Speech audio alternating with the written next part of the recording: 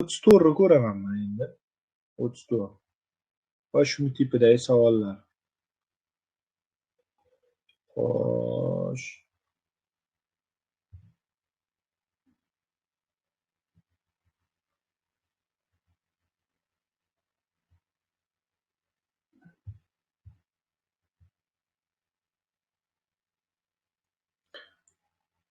M masali jism bor ekan, unga mana bu yo'nalishda F kuch qo'ygan.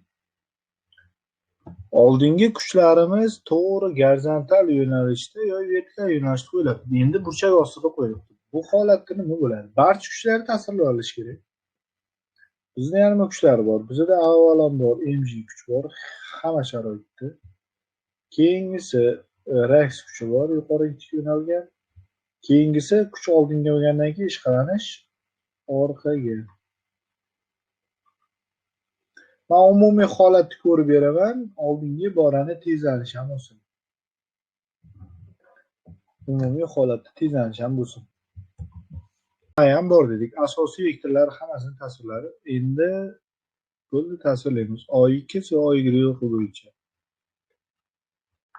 O-Y o'qida asosiy vektor MA bor. MA borki, qolgan vektorlar unga nisbatan olinadi. Asosiy vektor MA. Xo'sh, mana bu F proyeksiyalarni ham olamiz. Mana bu F bo'lgandan keyin uni yopishgan kateti F kosinus alfa bo'ladi, oldinga tortadi. Sinus alfasi bo'lsa, yuqoriga tortadi. Oldidagi katet sinus, yopishgan katet kosinus bo'ladi deb o'rgatganman. Gipotenuza misol uchun F bo'lsa, yoki gipotenuza D bo'lsa, burchakka yopishgan katet D sinus alfa, D kosinus alfa bo'ladi. Qarshidagi D sinus alfa bo'ladi deb o'rgatganman. Xuddi shunaqa. Demak, gipotenuza F ga teng, yopishgan katet F kosinus alfa, qarshidagi F sinus alfa. F sinus yuqori ko'taradi.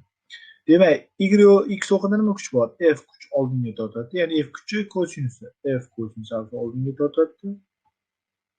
Eman yo'nalishida ishqalanish kuchi bo'lsa, harakatga qarshi. Shuning uchun minus F ishqalanish bo'ladi. Y o'qida nima kuchlar bor deydigan bo'lsak, nima kuchlar bor Y o'qida? Reaksiya kuchi. Reaksiya kuchi bor. Yana-chi? F sinus alfa bor, mg bor. Ya'ni xo'sh. Yuqoriga EMA yo'q. Demak, EMA bu X o'qida, EMA Y o'qiga ta'sir o'tkaza olmaydi. Demak, asosiy vektorimiz yo'qmi? Qolgan vektorlar o'zaro bir-birini kompensatsiya qiladi, ya'ni to'ldiradi.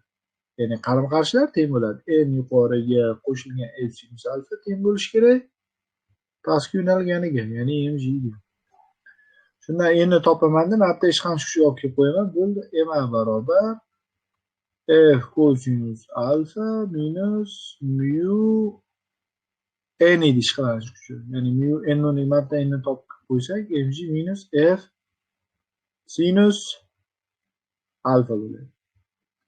Savolda tekis harakat qilish uchun deyilgan. Tekis harakat bo'ladigan bo'lsa 34 da. EMA 0 ga teng. Bu degani qaram-qarshi kuchlar teng.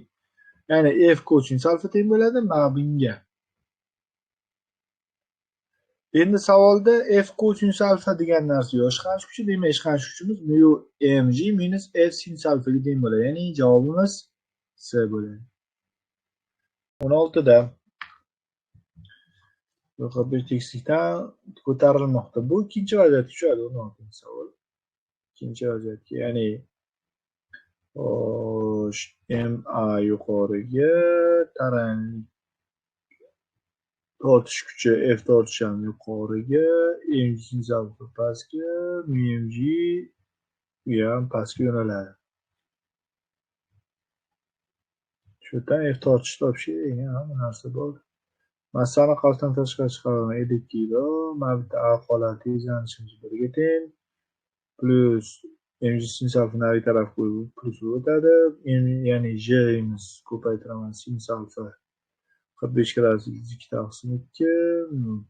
Mana bu ham plus o'tadi yoqqa. Mu 0,2 ga teng ekan. 0,2 ni ko'paytiraman. J sinus alfa. J sinus alfa yana xuddi shuni o'zi. Ya'ni xo'sh 5 a 07 deb hisoblaymiz xalqida yozilgan ekan. Ha, 45 mana bu minus 0,7 deb hisoblayman debdim. Ha, bo'ldi. 0,7 deb hisoblayman. 0,7 bo'lib ketadi o'zi hozir. 0,7 xo'sh. 1,4 bo'ladi mana bu. Demak 7. Mana bu 7, 7 ni mana buni ko'paytirsam 1,4 bo'ladi. Xo'sh, mana bu bo'ladigan bo'lsa 5, bu ham 7. 7 plus 1 f barobar 50 ko'paytiraman. Xo'sh, 1,4 7 8 ga 1,4 qo'ysam 9,4 bo'ladi. 94 ko'paygan 5. 470 bo'ladi. Javob chiqar ekan.